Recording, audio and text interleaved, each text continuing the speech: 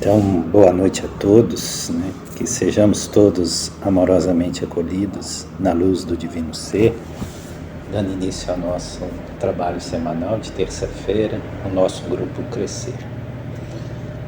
Continuando o estudo do Evangelho de João, e hoje nós vamos fazer aquele mesmo modelo, trazer um pouquinho de João e trazer um pouco do Evangelho gnóstico de João, né? Procurar fazer esse diálogo. Nós vamos fazer uma explanação curta, só apresentar os tópicos para que a gente possa estar dialogando, né? Porque nós somos um grupo pequeno e o ideal é que nós possamos realmente ter essa dinâmica interativa, né? Então hoje nós vamos falar nós ainda estamos no capítulo 1, os versículos de 19 a 23. Nós não estamos fazendo a leitura do Evangelho, do capítulo inteiro, só alguns pontos que nós julgamos mais, né, relevantes para que nós possamos ter essas nossas reflexões, né? Então ali João, ele vai estar falando do outro João, que é o João Batista, né? E aí ele diz o seguinte, achou aí, Ivete? Pode ir. Tá.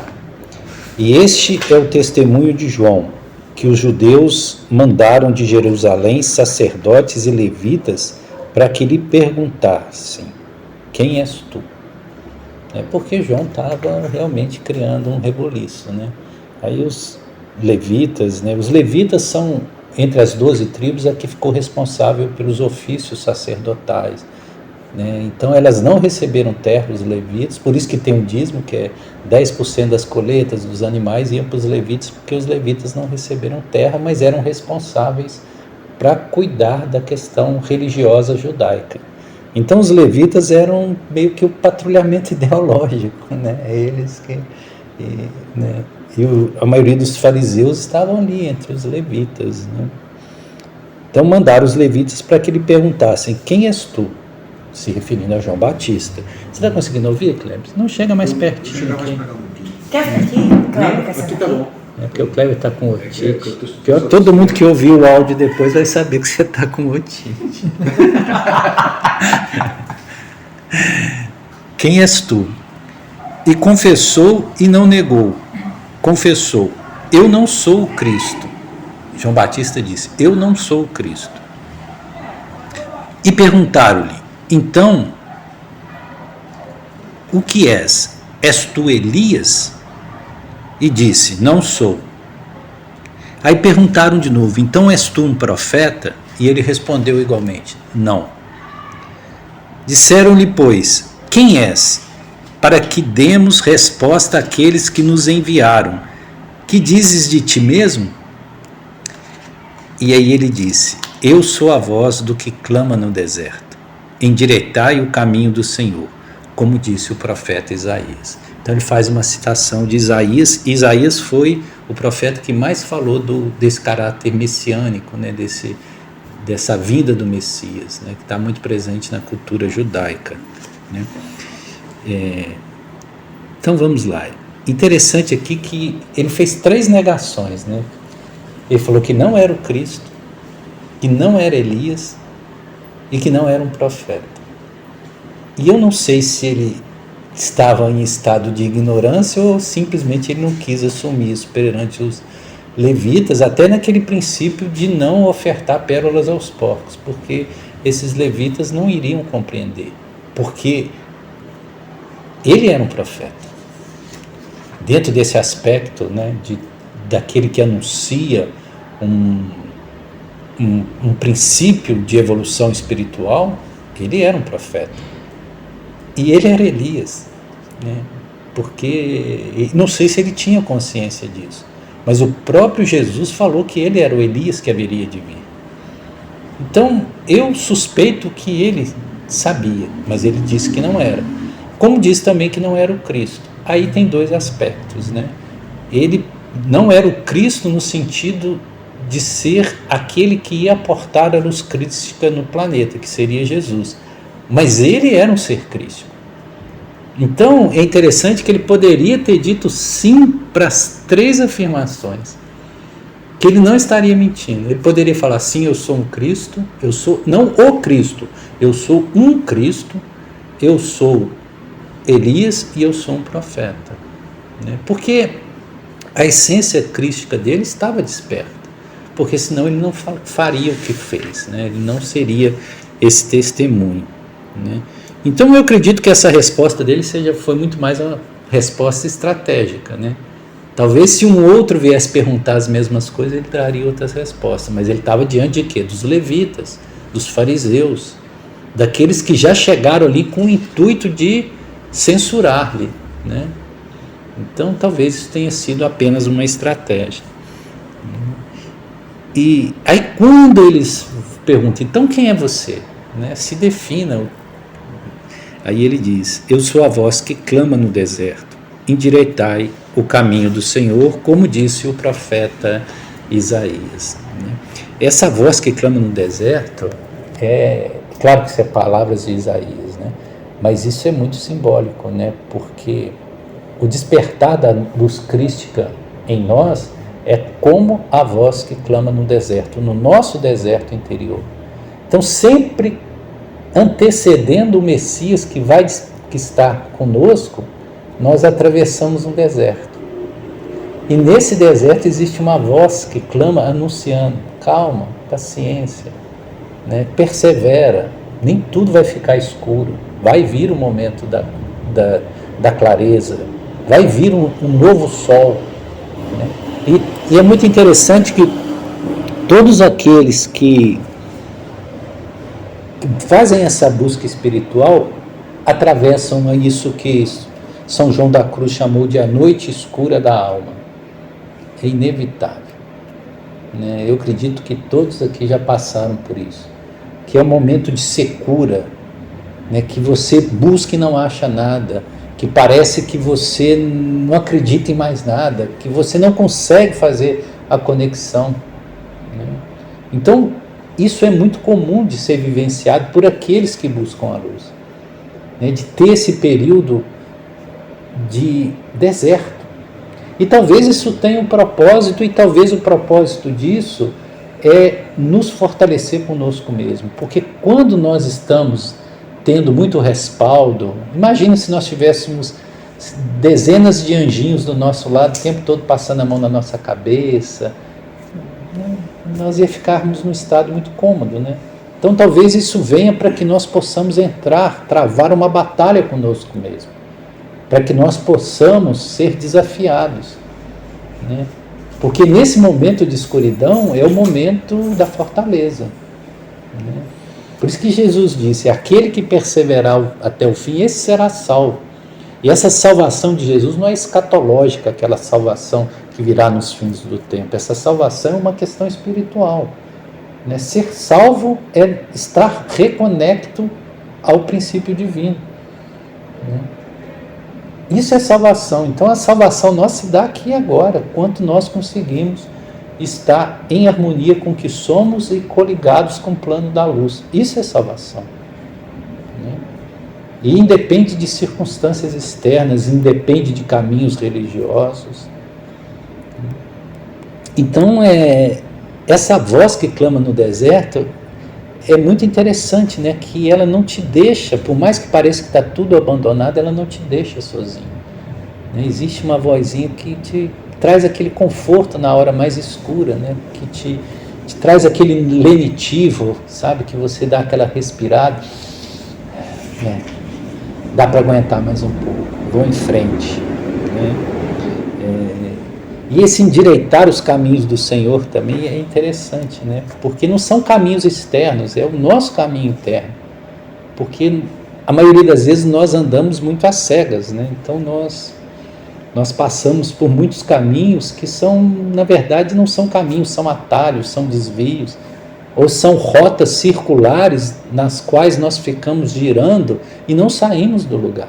Temos a sensação de estar caminhando, mas não estamos indo para lugar nenhum. Veja o mundo, tantas pessoas correndo para chegar em aonde? A maioria das pessoas passa a vida correndo, num ritmo tão acelerado, E chega a velhice e elas perguntam: aonde eu cheguei? Entende? Vem uma sensação de vazio enorme, porque correram para não chegar a lugar nenhum. Porque o caminho é interno, não é externo. Então, existem muitas estradas, mas o caminho é um só. E esse caminho é o caminho do propósito. É o nosso lugar de pertencimento. Por isso que o propósito ele é muito distinto da vontade. Propósito é algo que está inserido no âmago do nosso ser, que vem diretamente do nosso espírito, que dá a direção exata. Se nós mantermos o foco ali, não importa o que aconteça, não importa onde nós estejamos, quais circunstâncias que se apresentem em nossas vidas, nós vamos estar no propósito. Aí pode ser noite, pode ser dia, pode ser alto, baixo, pode ser esta cidade ou aquela, não importa. Nós estamos focados no propósito. E esse foco que é necessário. É isso que Jesus chamava de vontade, ou que ele chamava de fé. Que é esse foco no propósito. Quem eu sou? Sigo isso, me fixo nisso, e não importa o que aconteça. Não importa quanto barulho haja em volta, eu fico no meu silêncio.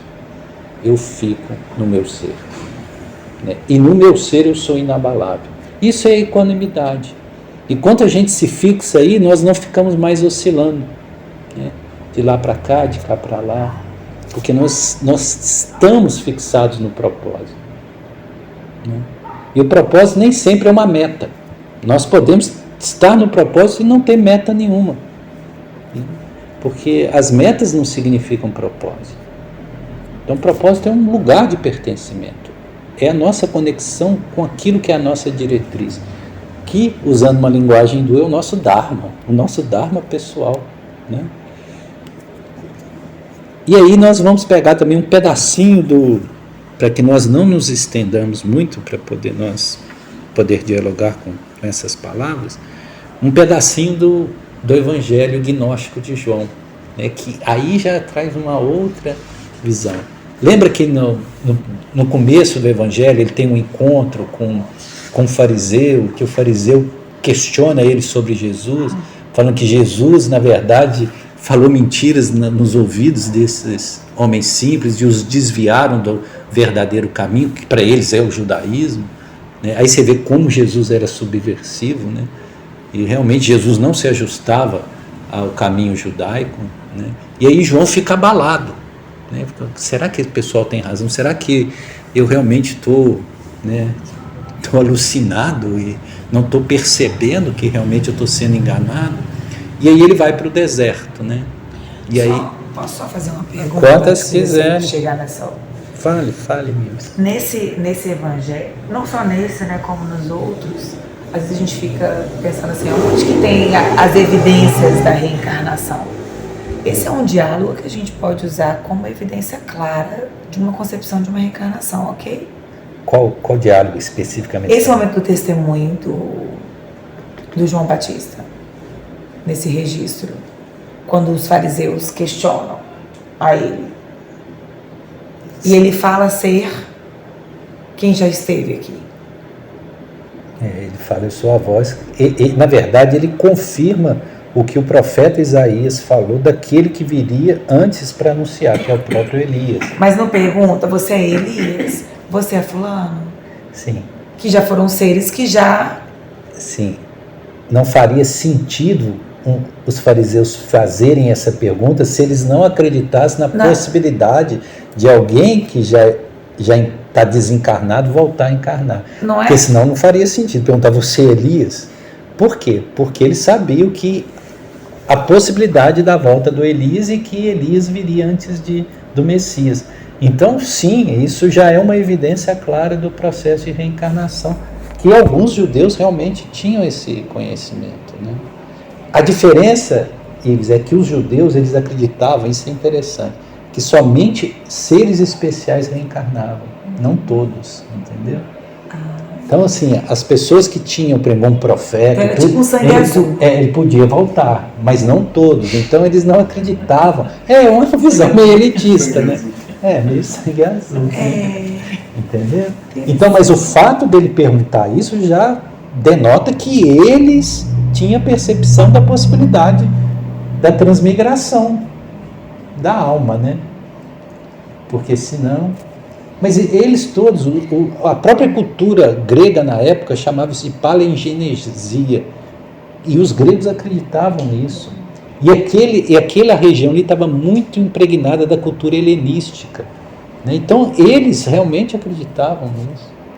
Não é nenhum mistério isso, não. Entende? Claro, agora eu entendi sua pergunta. Claro que isso... Só essa pergunta, claro. Senão por que queria perguntar? Você é o Elias?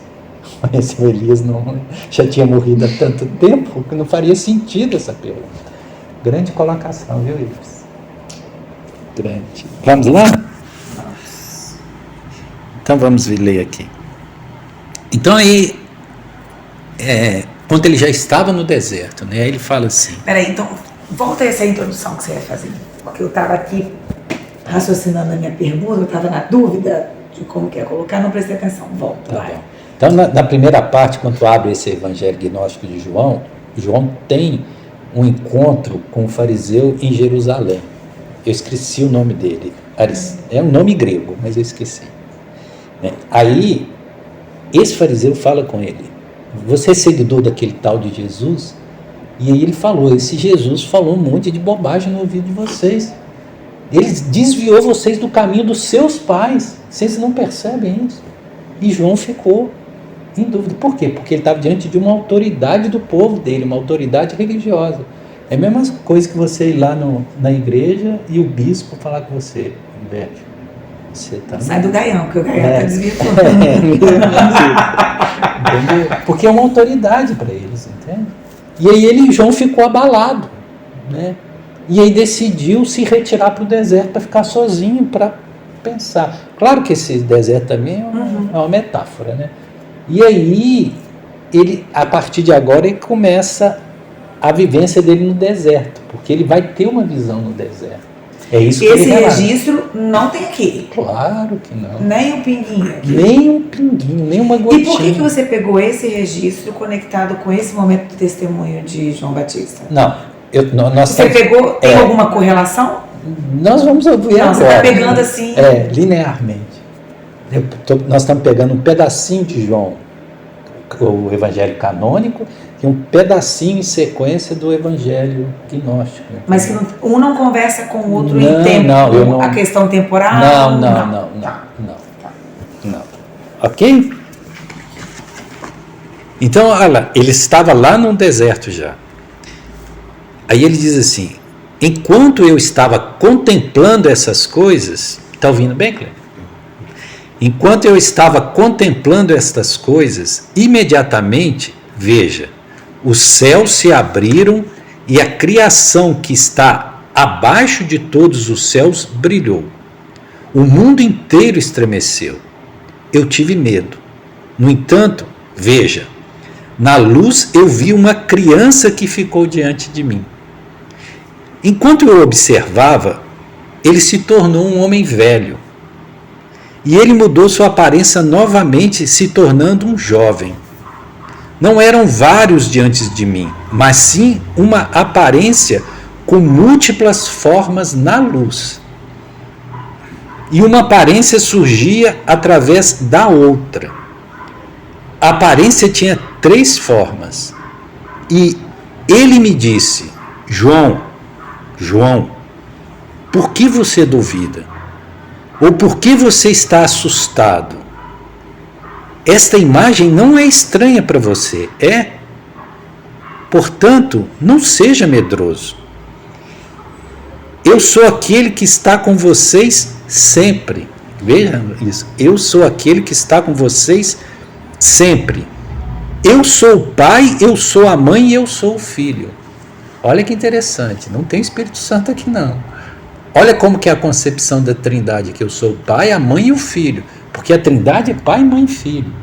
Como havia uma exclusão absoluta da mulher na cultura judaica, eles trouxeram pai, filho e Espírito Santo, para negar a mulher, o princípio feminino, que foi absolutamente negado dentro da tradição cristã judaica, né? Judaica cristã ocidental. Eu sou o pai, eu sou a mãe e eu sou o filho. eu sou o inviolado e impoluto. Agora eu vim para te ensinar sobre o que é, o que foi e o que será, para que você conheça tanto as coisas que estão invisíveis quanto aquelas que estão visíveis, e te ensinar a respeito da raça inabalável do homem perfeito. Sinalizo aqui, raça inabalável do homem perfeito. Nós vamos falar sobre isso. Agora, em vista disso, levante seu rosto, para que você possa receber as coisas que eu irei te ensinar a você hoje, e possa contar para aqueles espíritos que são seus companheiros da raça inabalável do homem perfeito. Raça inabalável do homem perfeito.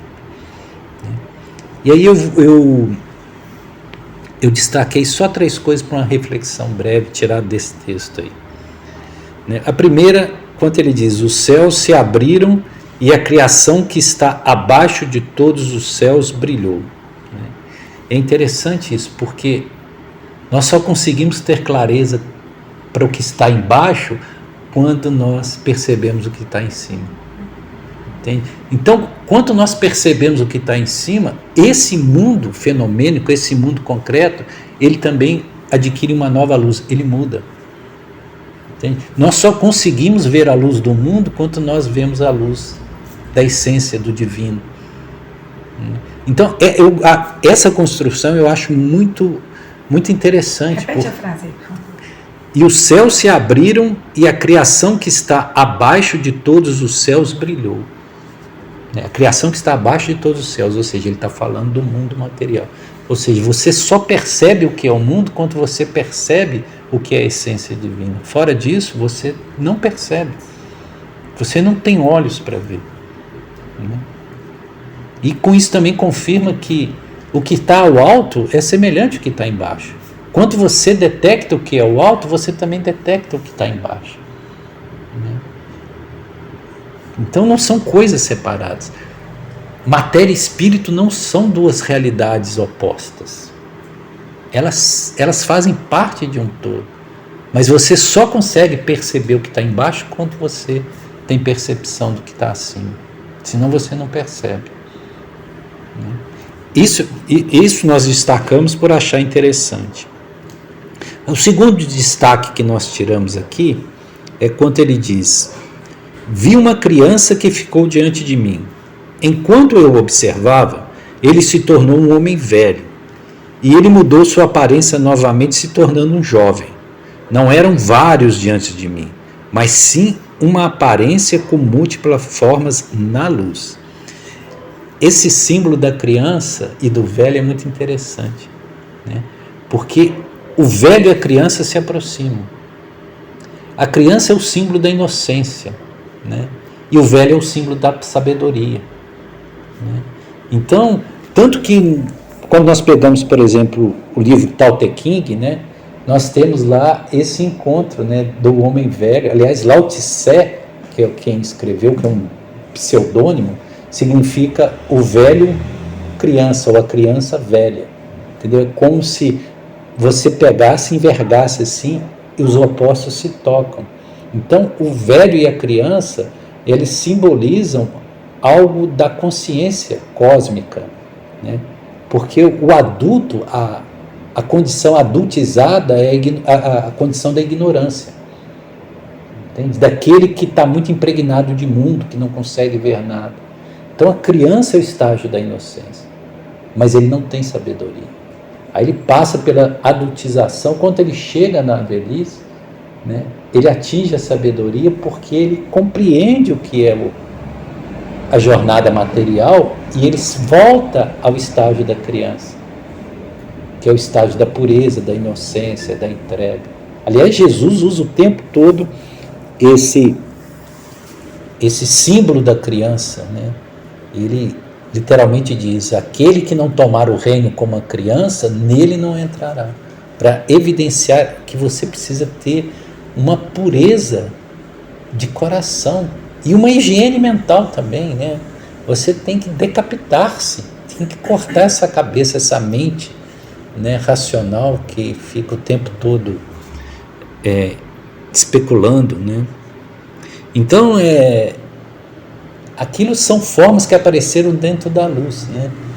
Ou seja, dentro da luz se revela a multiplicidade de ser que está em nós mesmos, porque nós temos muitos em nós mesmos, né? Muitos, né? Estão todos aqui.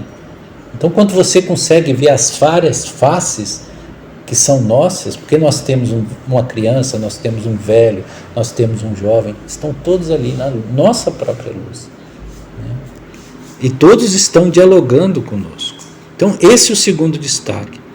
Nesse destaque, fala das 3 formas, não é? Sim.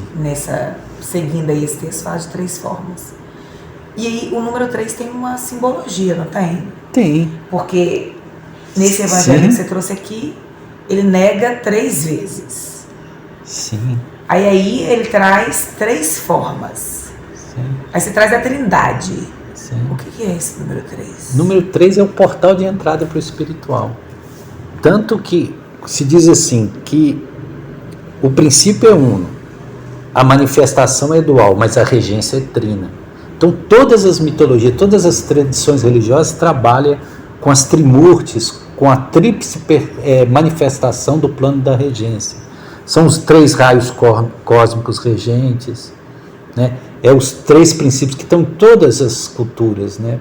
Lá na Índia, Shiva, Brahman, Shiva, Brahma, Shiva, Vishnu e Shiva, né? Lá no Egito, Íris, Osíris e Horus, né?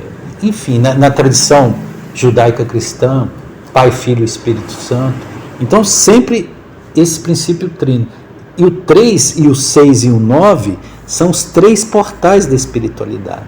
Aí nós precisamos pegar a geometria sagrada para explicar isso, mas nós não temos tempo aqui, poderemos voltar a isso no outro momento, né?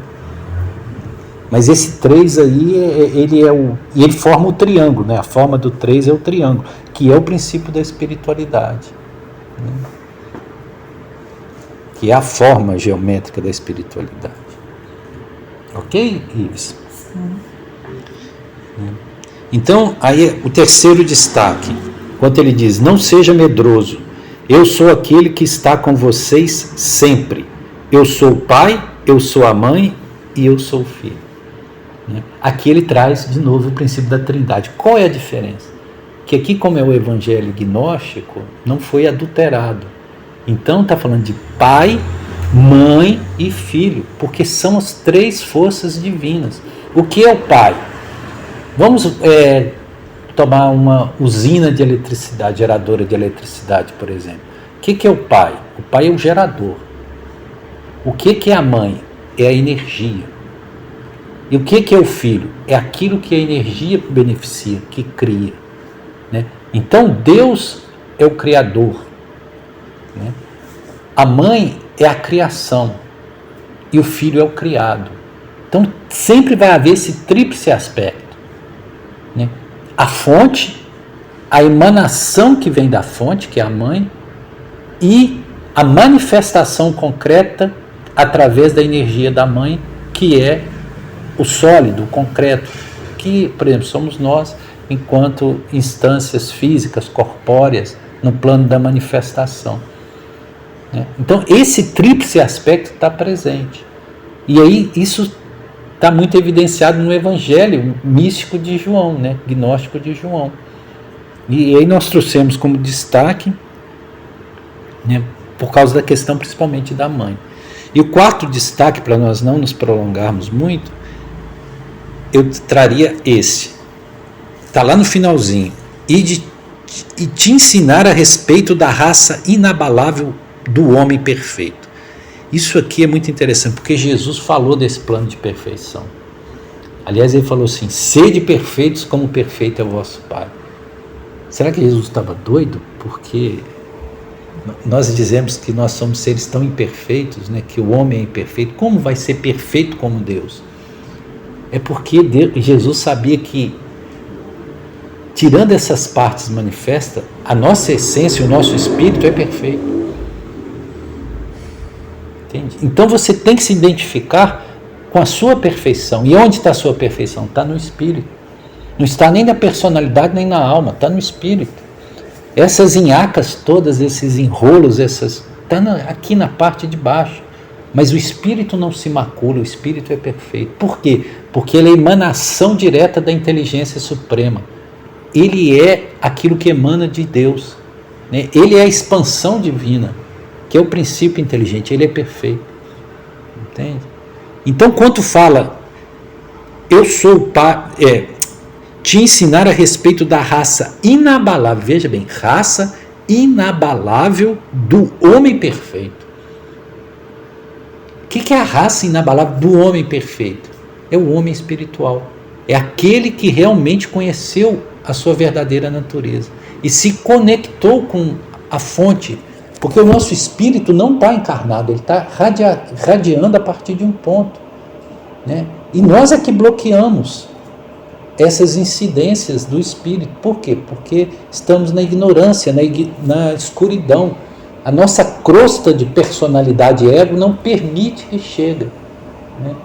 Mas quando nós rompemos com essa crosta do ego e permitimos que chegue a luz do espírito e nos reintegramos ao espírito, nós compomos a raça dos homens perfeitos. Então, qual é o destino desse planeta? É que seja um planeta habitado pela raça dos homens perfeitos, né? Mas não é por enquanto, né? Então, isso aqui também eu acho muito interessante que esteja presente nesse evangelho, né? Então, raça inabalável do homem perfeito, né? E aí nós encerramos para nós podermos dialogar com tudo isso, né?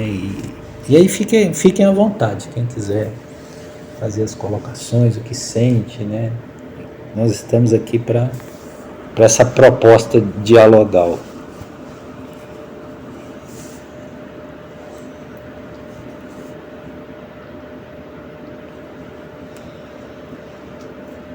Quando todo mundo fica em silêncio é porque entendeu tudo ou não entendeu nada. Na verdade, eu acho que eu fico em silêncio assim, é porque eu acho espetacular. Todos os itens aí foram espetacular. E um puxa o outro. Por exemplo, quando você fala o homem perfeito, o filho do homem, sim, né, o planificado, esse não cai mais. Isso, que Jesus até usava esse epíteto, né, o filho do homem. Filho do homem. Sim. E quando ele fala filho do homem, filho de mulher, isso dá uma dúvida tremenda. Para que Jesus está usando isso aí, né? Sim. Então o filho do homem é aquele planificado, aquele que não deixa mais vencido ou estimulado pelo ego. Sim. Né? Pelo ego, é o planificado, ele não desce mais, ele não reduz mais. Né? Sim. E o filho de mulher é aquele ainda que está na pseudoconsciência, né? Sim. Essa diferença é espetacular. Sim, e está muito presente no Evangelho de Jesus. E ele fala realmente dos filhos de mulheres do filho do homem, né? Fazendo essa distinção, que é aquele que é filho do Espírito, ou seja, aquele que está coligado com a essência, né? E que por isso ele não fica mais preso nessa roda de samsara, né? E aqueles que ainda estão na materialidade, na carne, porque a mulher é que traz, é o símbolo geratriz da carne, da matéria, né? Então é muito interessante essa visão. Aí já não é mãe, é mulher. Mulher. Mulher é princípio feminino, é criação.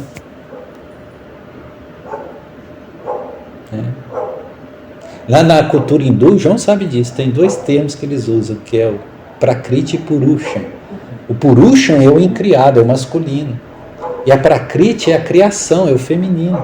Então tudo que vem à manifestação vem pelo princípio feminino. E aí, quando traz as palavras do Kleber, encaixa direitinho nisso, né? Que a Prakriti é a mulher. O Purusha é o homem, é o masculino, né? Que é o incriado.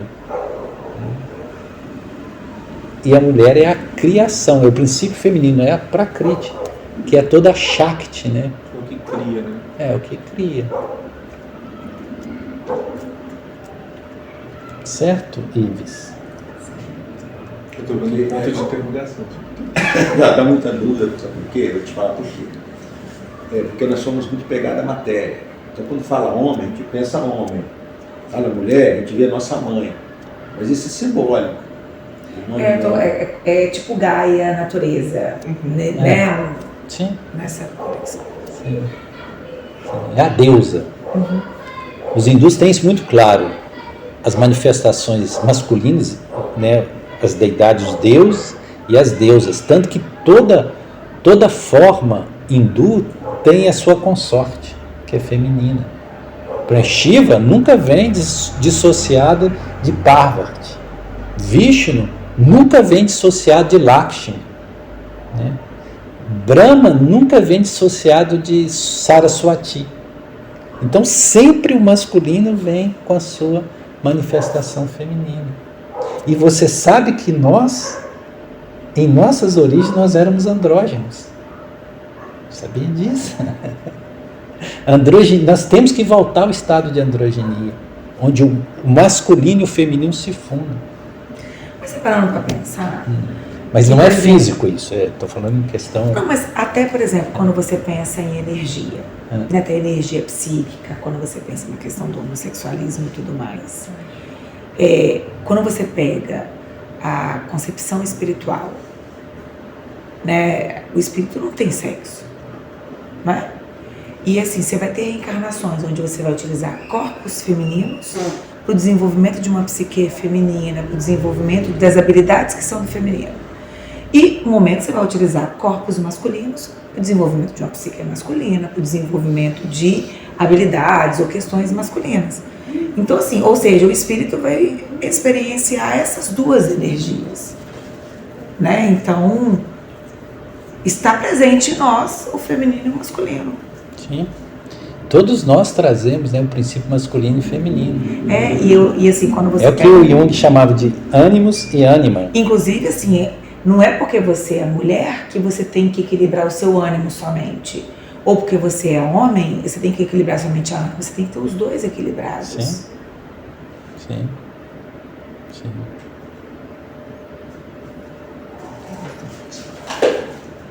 E tem várias passagens no Evangelho. Por exemplo, o Evangelho gnóstico de Maria de Magdala. Tem um momento que Jesus fala com ela assim: eu vou fazer de você um homem para que você conheça o reino de Deus. O que significa isso? Que ela estava na polaridade feminina, né? Então ele traz o equilíbrio pela masculina. Quando as duas se equilibram, você abre uma percepção de completude. Entende?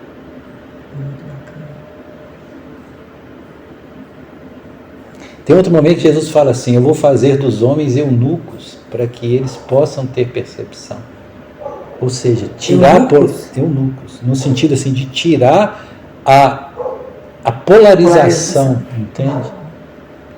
Para que possam... Mas o problema da polarização é porque a gente tende a sempre dizer o que é melhor de um ou de outro. Né? A gente tem sempre essa concepção do que vale mais a pena, do que eu tenho que utilizar mais e menos. Agora, se você entende que você tem os benefícios nas duas polaridades, né? Jung traz muito disso, assim, tudo tem as duas polaridades e você precisa encontrar o equilíbrio das duas polaridades. Sim. Na manifestação é que surge a dualidade. Mas somos um. Mas o espírito, ele não tem polarização.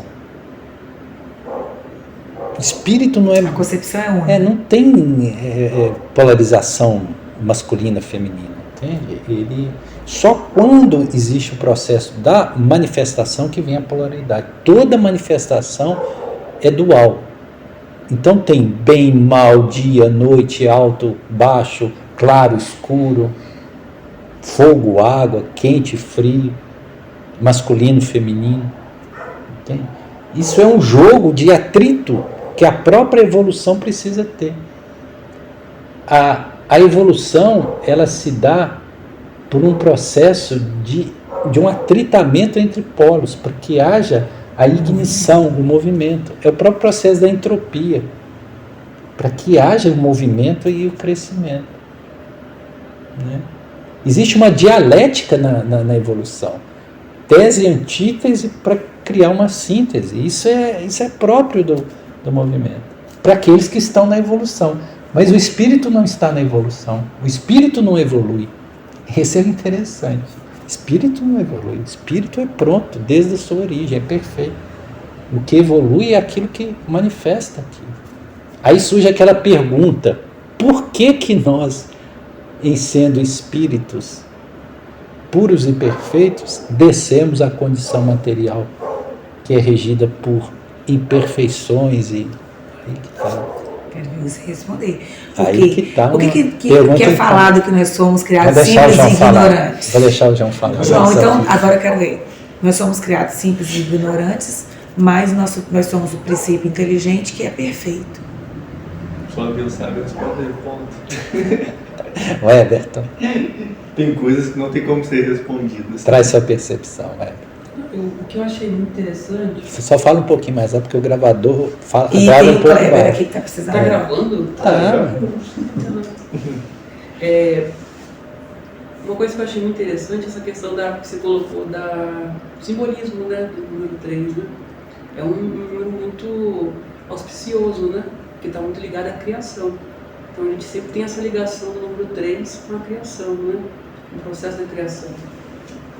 Na árvore cabalística, a gente tem essas 3 manifestações, né? Tikep, Coroá e Binah, que são o processo da criação.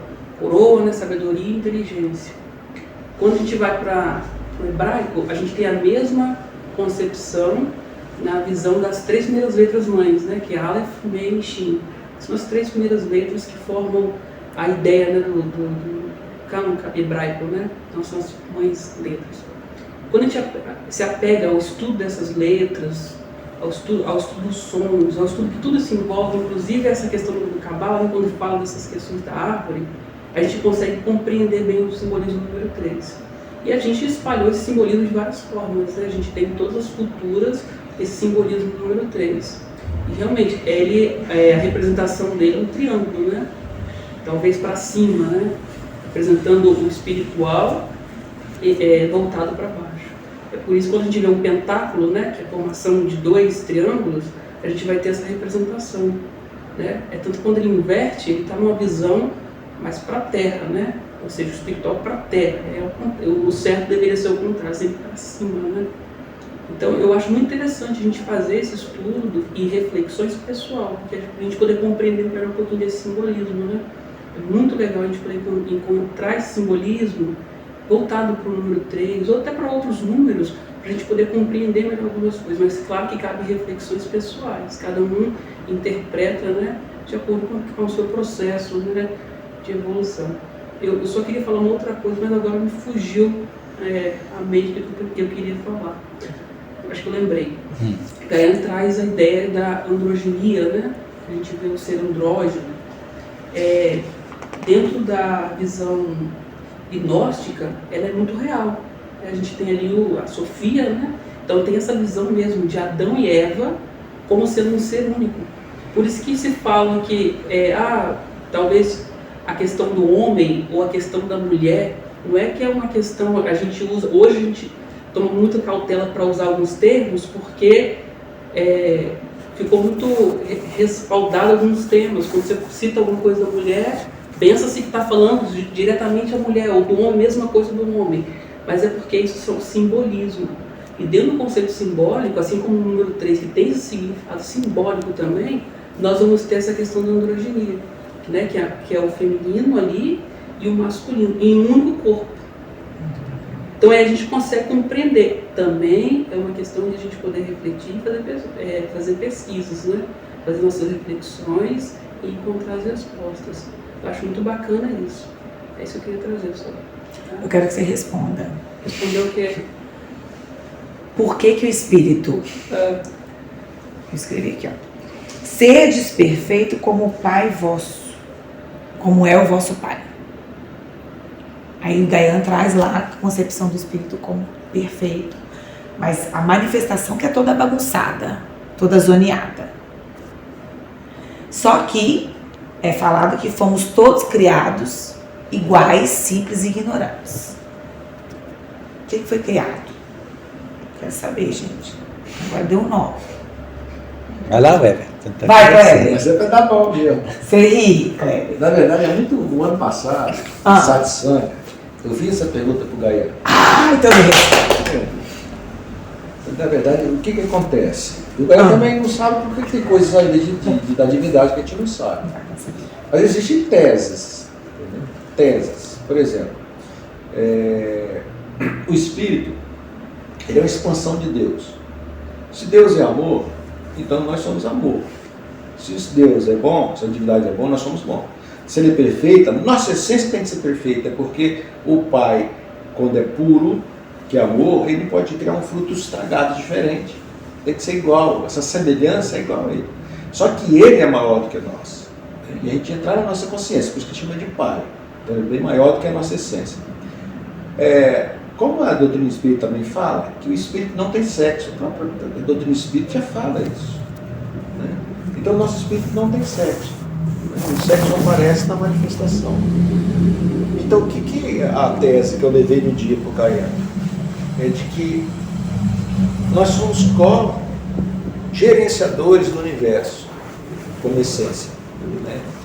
E em vários planetas, considerando o planeta Terra, qual é a minha tese?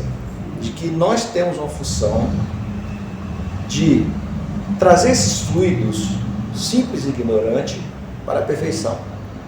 Então a nossa essência é como se fosse uma pseudo-fonte. Vamos falar que ela seja uma fonte. Que a fonte maior é o divino. É uma fonte de energia, semelhante ao divino, que atrai grande quantidade de fluidos, um diferente do outro, que compõem o perispírito, que a doutrina fala em perispírito. E a gente fala que é alma, a gente fala que é corpos sutis, que envolvem o espírito. Então, na minha tese, eu acho que uma dessas funções é fazer com que esse campo mental se torne sublime. Entendeu? E esses fluidos que formam esse campo mental provavelmente vêm dos animais, ou seja, da natureza infrahuminal.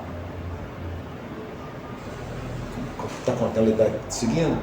Mais ou menos, cara. Não Então estou foi livre de repetir para alcance, você. não. Olha só.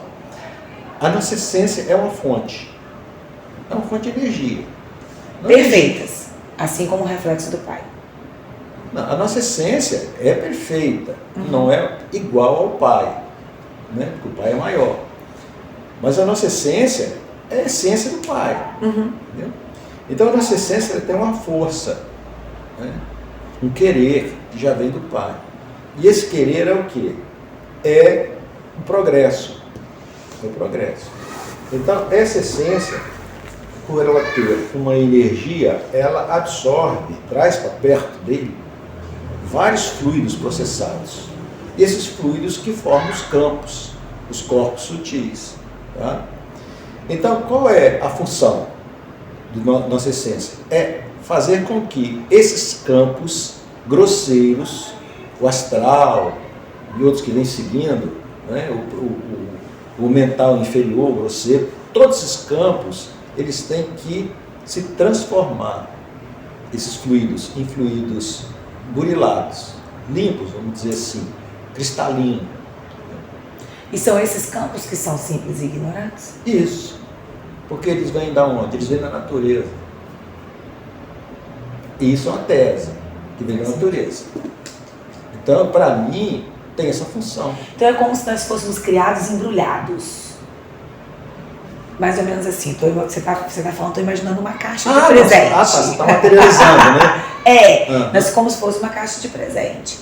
O que está dentro da caixa é a essência, mas aí vem essa embalagem. Então a gente tem que descascar essas embalagens até chegar a um. Agora você vai entender. Vou dar um outro exemplo. Você pega uma folha de papel e pinta um quadradinho desse, divide em 6 partes. Um quadradinho você bota amarelo, vermelho, tal, e vai embrulhando, aí forma um quadradinho. Quadradinho. Então, qual é a nossa função da essência? Tempos em tempos, bilhões de anos, ele libera uma face e aparece amarela. Amarela, vamos considerar que seja a semiconsciência. Aí, depois de um grande intervalo de tempo, a gente evolui e a outra parte se abre, que vamos chamar ela de plena consciência. Né? E quando está fechado, ainda está naquele processo ainda inicial, que é o inconsciente. Tá dando para compreender? Tá perfeito. Tá? Compreendi. Eu acho que passa por aí. Porque, Eu vou até fazer esse desenho. Por que a nossa essência viria para cá, se nós somos simples e perfeitos, né? Por que a gente vai cair? Por que a gente vai pecar? Então quem peca não é nossa essência. Quem pega é nossos campos mentais. Ele que é o endividado. E a função da essência é o quê?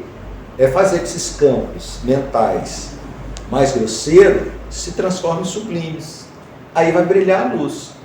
Né? Tem 3 corpos que a gente não perde, que acompanham a gente, vamos dizer assim, para sempre. Né? Que é o búdico, o Beck sabe muito disso. O mental superior, búdico e átmico. Isso, esses 3 aí não perdem. Os mestres, os espíritos superiores têm esses 3. Por isso está a fé aí para esse plano espiritual aí. Mental superior, búdico e átmico. Nós que temos ainda o campo mental grosseiro, a gente fica nesse plano astral, né? Que é um plano pesado. Tem como transpor para o conhecimento do... Essa é a minha tese, eu não sei. Eu acho que... Só para poder fazer alguma conexão, alguma coisa que é perispírito, alguma coisa que é espírito, alguma coisa que é alma? Não, porque eu acho que ele passa um pouco. Porque no Espiritismo só tem 3. Esses 3 ainda para outras culturas vão ficar mais abaixo, que seria esse inferior. Esses que eles estão falando é quase como se fosse um Deus. Crístico. Isso. Isso. Dá 7 no total, em outras filosofias, né? Agora, é 7. São 7. Mas 4 no Espiritismo não tem esses 7. Sintetizou tudo e chamou de no Espiritismo, esses daí talvez seriam o Espírito. Os 3, né? Seriam classificados como Espírito. Eu queria falar só uma coisa rapidinho, posso? Não precisa ser rapidinho. Fique à vontade. Eu achei interessante quando você trouxe a questão da voz que clama no deserto e essa simbologia do deserto interior, da escolha da alma. Por quê? Porque eu nunca tinha olhado por essa perspectiva. E eu acho interessante nesses textos que dá para interpretar de várias maneiras. Assim como a gente pode interpretar que realmente é o cumprimento da profecia de Isaías e realmente foi para a cultura judaico-cristã, hoje é aceito assim, mas também a gente pode trazer para a gente. O que é esse nascimento do Cristo? O que é o Natal individual? O nascimento do Cristo, essa anunciação, essa questão toda de passar pelo deserto para poder vir aquele depois que é superior, né? Porque você disse que o João, com certeza, ele tinha um porte espiritual, uma mentalidade muito à frente do tempo dele da época. Ele dosou bem as palavras dele também, porque da autoridade, aquela coisa toda que tinha. Inclusive, falar que a gente é perfeito como pai é uma blasfêmia, né? Porque não tem como se equiparar a Deus para a cultura judaica. Então, Jesus já era um pouco mais incisivo, ele já ia mais além. Só que João ele se segurou, mas ao mesmo tempo deixou essas chaves para a gente interpretar. Então, ao mesmo tempo que pode ser interpretado como reencarnação, como a anunciação do Cristo, do Messias, também interpretado no nosso próprio processo. O que a gente tem que passar para poder alcançar essa consciência crítica. Isso eu achei interessante. Agora a pergunta da Ivete, que Cléber tentou responder, eu acho que tem uma maneira mais rápida e simples. Eu acredito que a gente passa por isso tudo porque Adão e Eva comeram do fruto da árvore. Mas faz sentido. A árvore é do fruto do bem e do mal. Tinha uma outra árvore que é mencionada que é da vida eterna. Essa eles não comeram. A do bem e do mal é da dualidade. Sim. A da vida eterna ela é una. Se tivesse comido aquela lá, ficava todo mundo ficava na unidade. Gente, mas não tinha ninguém para poder dizer para ela para comer essa. Aí ela comeu do bem e do mal, acabou. Ali rompeu toda, o jardim do Éden foi embora e a gente está aqui até hoje. Não tem aquela questão dos genes que vai passando de pai para filho? Então a gente está tendo que refazer tudo isso. Jesus veio para a gente refazer tudo de novo. Essa é a minha tese, é mais simples. Comeu e tá do mal. Mas não deixa de ser simbólica, mais ou menos isso. Mas é porque ninguém se atenta muito a outra árvore. Eu sempre pensei muito. São duas árvores no paraíso, não é uma só. Não é uma só. A outra a gente esquece, porque tem uma hora que aparece Deus num diálogo entre ele e as divindades falando que ainda bem que não comeu da árvore da vida eterna, né? Sim. Porque senão tornaria como nós. É assim que é falado na Bíblia. E eles não comem desse fruto. Me permite falar só mais uma coisa? À vontade, velho. Só fala um pouquinho mais alto. Você mencionou uma coisa interessante. Há mais ou menos uma semana atrás, eu entrei numa discussão com um amigo justamente sobre essa questão relacionada com a noite escura da alma, né? Sim. Porque o processo da gente é um processo muito estranho, porque a gente começa lá com aquele despertar, né? Agora despertei, encontrei uma verdade, né? Por isso que começaram no catolicismo e foram para o espiritismo, agora encontrei que tem reencarnação, aí daqui a pouco vão para um hinduísmo, aí vê que já não é mais só aquilo ali, vê outra visão, aí dali vai para outra filosofia, ou fica sozinho por muito tempo. Então o processo de despertar é isso, que ele alcança o processo da iluminação. Mas nesse processo de iluminação, você entra na noite escura da alma. Antes de você entrar num processo que os Rosa Cruz chamam de união ou unidade, né? Porque eles dividem assim, você passa por um processo de iluminação, você iluminou, agora eu encontrei alguma coisa, aí você entra na noite escura da alma, você cai. E desse cair, realmente você entra numa inconformidade com a realidade. Você tem uma ruptura com a percepção da realidade. Você olha para o mundo e vê que não faz mais sentido. E eu acredito, nessa discussão que eu tive com esse amigo, que realmente a gente passa por esse processo várias vezes. Porque de acordo com o estágio evolutivo que a gente está, a gente encontra um determinado ponto um certo aspecto da iluminação. Chega ali, a gente entra nessa inconformidade, porque já viu que parece que não faz sentido. Aí a gente volta para o escuro da alma de novo. E esse é o processo realmente de um caminho místico, né? Que é um caminho interior. Até encontrar essa percepção com a unidade, se leva bastante tempo, ou se leva a vida inteira, né? Então eu acho muito interessante trazer isso aqui, porque foi bem falado aí, e João lembrou aqui, e realmente, esse processo da noite escura, ele parece ruim, mas não é ruim. É um processo saudável para todo buscador sério. Necessário. Ele pode ser ruim por quê? Porque nos coloca em xeque com nós mesmos. A gente acha que, poxa, esse caminho que eu procurei, eu busquei isso aí por muito tempo, não faz sentido, isso é loucura, ou está todo mundo maluco. No caso de João, né, não sabia. Eu sou Elias? Não sou, né? Então, todo esse processo. Então, é muito importante a gente fazer essas reflexões, porque por isso que eu falo, todo o processo místico é de muita reflexão, muito pessoal. Cada um aqui traz as suas vivências, né, de longas, né, alguns com 20, 30, 40 anos de pesquisa, e vai trazendo, a gente está encontrando respostas, né? Não é que a gente está buscando um intelectual, mas tentando acalentar esse coração, que sempre questiona as coisas, porque faz parte do processo humano. A gente não está num processo total de iluminação, a gente está num processo humano, e o processo humano nos inquieta, nos deixa inconformado com algumas situações, com algumas realidades que a gente percebe na vida, né? A gente olha para o planeta e percebe umas coisas, né? E a gente tem que se conformar com algumas coisas, porque é o processo humano, faz parte do processo, né? Então, é isso. E eu acho que a chave para que a gente possa sair bem nisso tudo é o amor. O amor é a chave para isso, né? Encontrar o amor em toda situação, ou encontrar o bem em toda situação, porque a gente consegue transitar de uma maneira muito tranquila, porque não é fácil. Não é fácil. Porque além desse processo de interiorização, de olhar para dentro, que não é um processo fácil, a gente tem que olhar para o exterior, que a vida não para. Por isso que eu me pergunto muito, né, como é ser um buscador em pleno século XXI, né? Num mundo que está sempre para lá e para cá. A gente tem que fazer uma sinergia aí, né, fora do comum, para poder, né, se encaixar. E eu acho que é uma busca que a gente sempre tem que se perguntar, porque as pessoas são diferentes, né? Cada busca é diferente. Eu tenho a minha, João tem a dele, Gaio tem a dele, né? Ivete, Kleber, e faz parte. E a gente tem que convergir com isso tudo e coexistir com isso tudo, e que não é brincadeira. Então, a gente tem que manter-se com a leveza, né? Eu acho que essa é uma palavra que a gente tem que encaixar na nossa vida, né? Um fala uma coisa, não concorda, mas deixa ele quieto, vou para outro, deixa que o outro fala, né?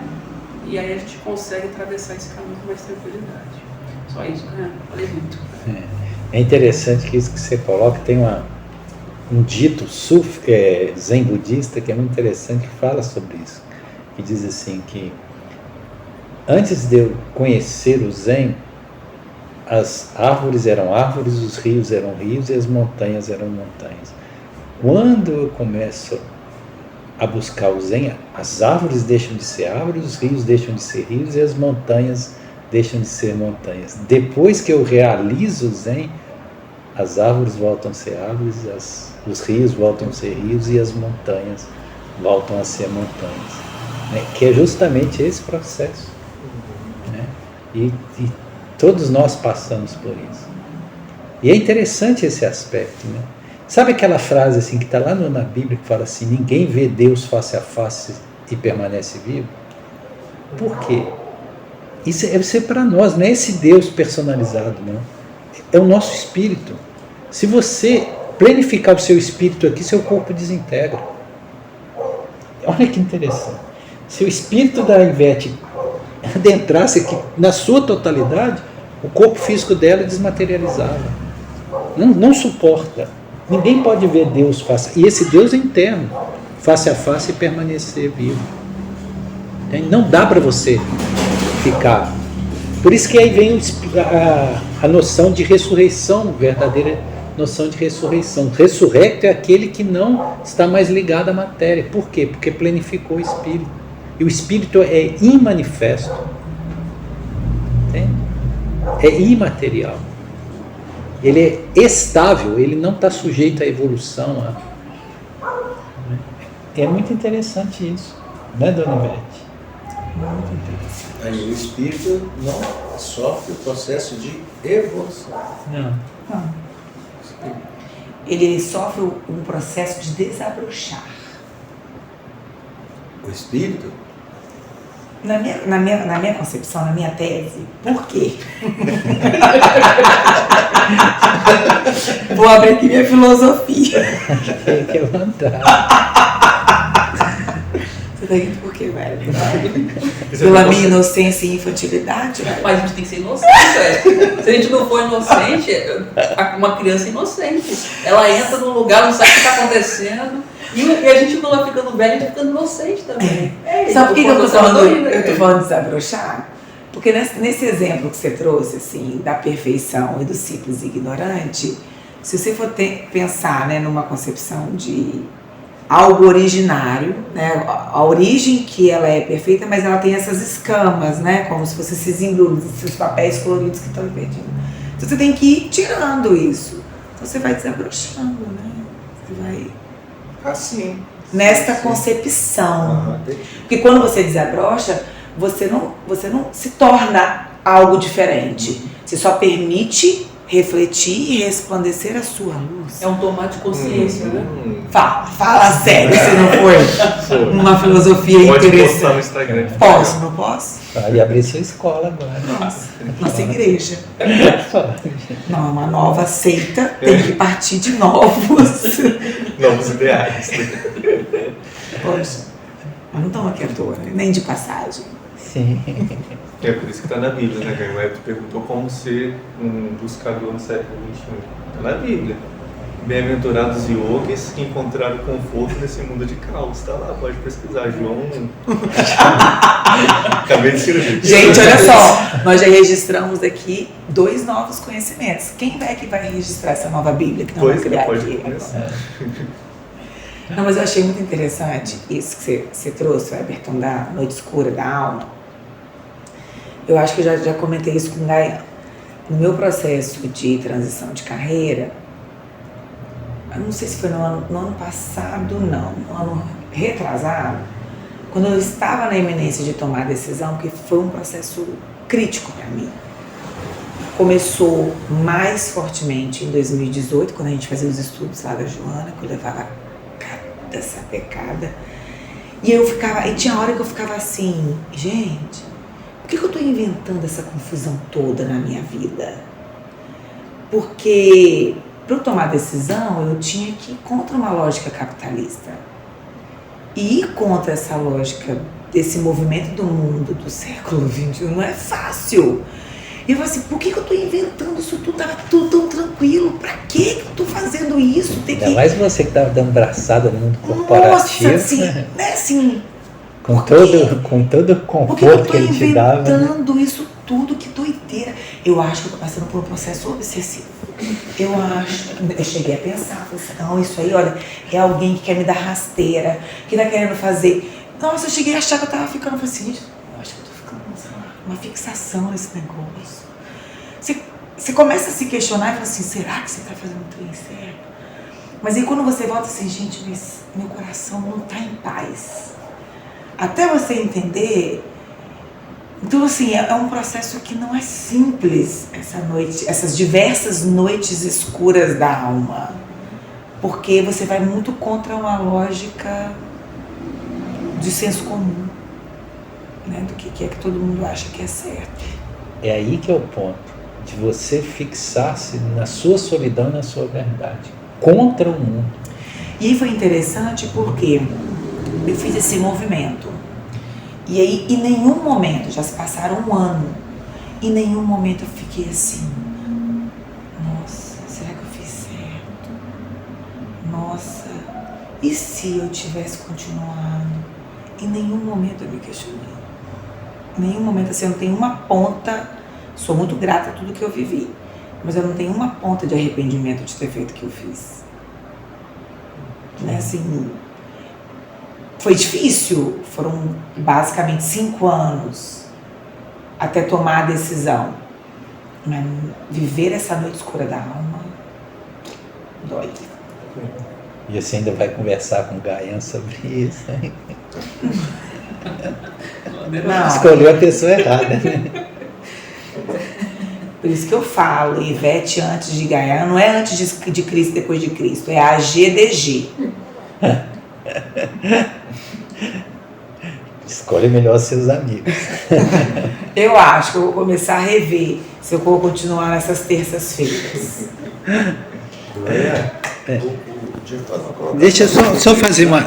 Sim, eu vou fazer o seguinte, eu vou parar a gravação agora, porque senão vai ficar muito longa, aí a gente continua. Pode E ser? edita, tira esses exemplos pessoais aí. Não tem edição, não. Ah, então você corta antes, por